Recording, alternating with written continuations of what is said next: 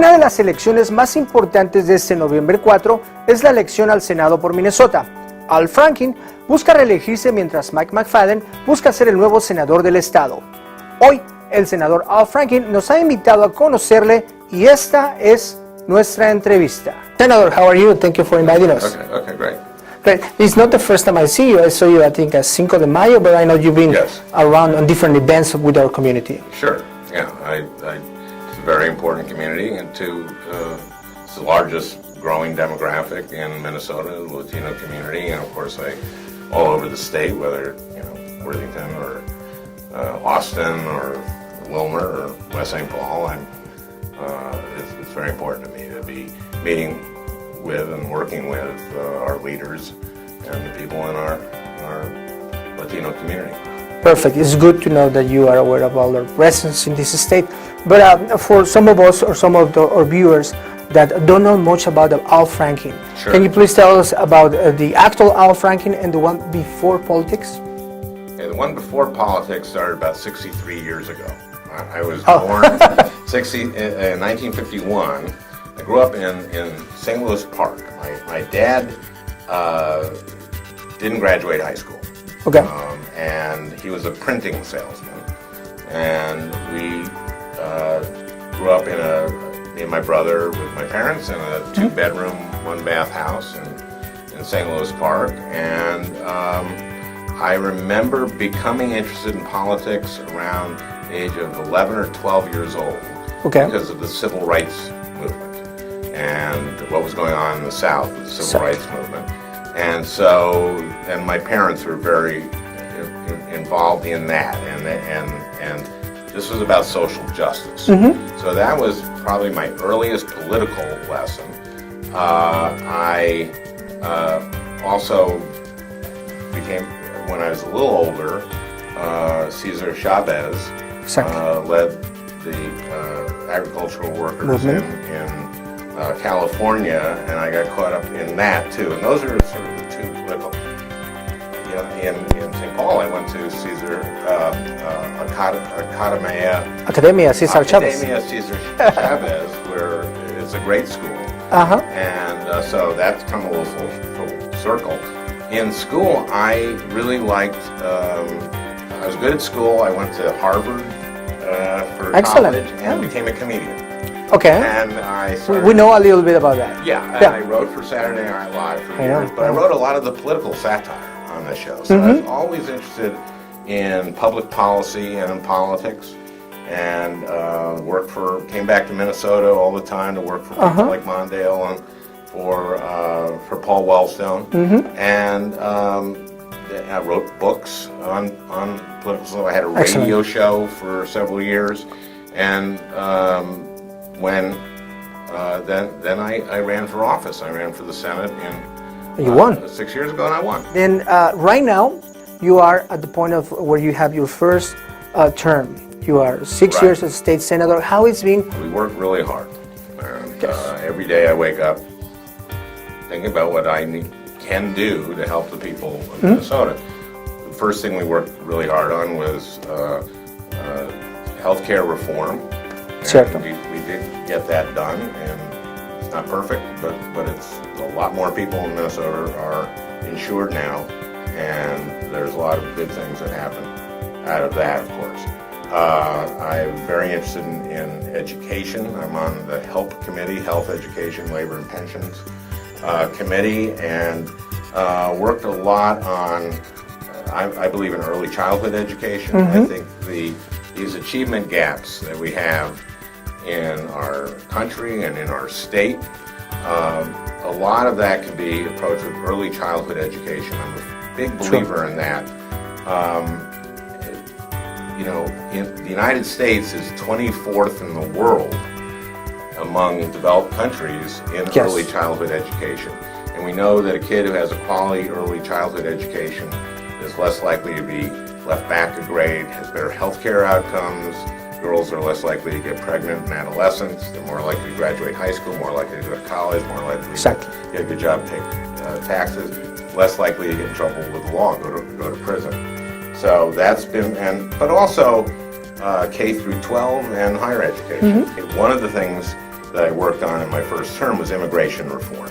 Yes. I'm on the Judiciary Committee as well, and that's where we wrote the immigration bill. And it's not a perfect bill, but it was a bipartisan bill. We got 68 votes. It was moving along. Yes, and I got, in the Judiciary Committee where we wrote the bill, I got more amendments done to put on the bill, many of them unanimously, than any other senator. One of them was taking something from Worthington, where there had been that raid a number of years ago, 2006, I believe. Exactly. And I think that we need to send a message to the Republicans in the House that that Latino community and the American, the mainstream community, the mainstream, whatever you want to say, who are not Latino, want this. But I think it's very important for this community to turn out in the vote and say that, that's how communities get their place at the table, is by voting. By raising their voice. Raising their voice and voting, because when you vote, politicians say, "Oh boy, I better." We gotta listen to that sector of the population. And you do that. So Latino Americans need to vote for people who push for immigration reform, and other Americans as well. Do you consider that the needs of the Minnesotan populations are the same nowadays than 6 years ago? No, I think that what you're seeing is a growing diversity, whether it be East African,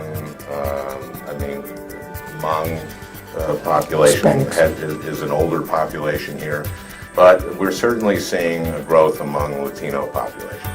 I have, people like Javier Murillo with SEIU, who is someone that I talked to. Patricia Toros Ray, of course, has been a friend of mine for a long time. She's the state senator. Rafael Ortega in St. Paul, who actually grew up in New York, and so we have some New York stories to tell about the time I was in SNL. Okay. And, Jill Garcia, who was part of my campaign actually 6 years ago. Excellent. Is someone that I rely on a lot. And I go to a lot of events, obviously Cinco de Mayo events, but meet a lot with the community to make sure that, and emphasizing this piece of it, emphasizing the piece of it which is that unless you have a place at the table, you're not going to get what you need for your community. And there are different ways to get to that place at the table. And part of it is by, being businessmen or women. And part of it is by getting political clout, and that means voting.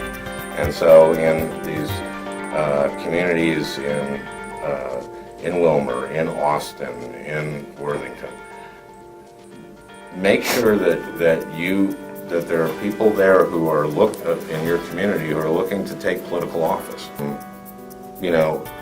And it goes back to when I was 11 and 12 years old, and I could see what was going on in the South with demonstrators, and it was wrong. And when I was 16 years old, 17 years old, and seeing how migrant workers were being mistreated in California. And one of the things about the immigration bill is that it's supported by the agricultural workers and supported by the Farm Bureau. And it's supported by the Chamber of Commerce and it's supported by the AFL-CIO. A good number of organizations. Yeah, but business and labor. Agricultural worker union and the agriculture, the growers and the producers. So that to me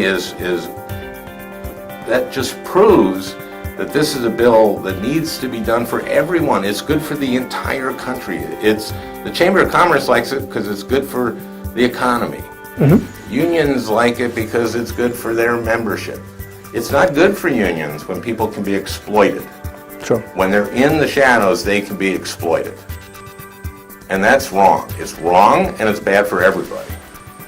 And that's why we have to do this. Muy bien. For many people, it's the first time that they have the opportunity to vote on a general election. What will you have to say to all of them, Latinos, that will have this first opportunity to vote? I would say that this is an opportunity to be heard. And listen, I'm someone who won by 312 votes the first time I ran. Mm-hmm. So I can tell you that every vote counts. It could be a difference. It makes a difference. And they, right now, the people who do this stuff, these election stuff, and advise candidates on this, they take data and crunch it very seriously. So they know what precincts people voted in. And they know the demographics of that precinct. And so they will know if, that's a high Hispanic, that's a high Latino precinct, and they turned out. We got to pay attention to them this next election. Mm-hmm. We have to pay attention to them and that is so important that your community and that you turn out. Thank you very much for your time. Good luck on the election. Thank you, we appreciate the time. Thank you, sir. Appreciate it. Thank you.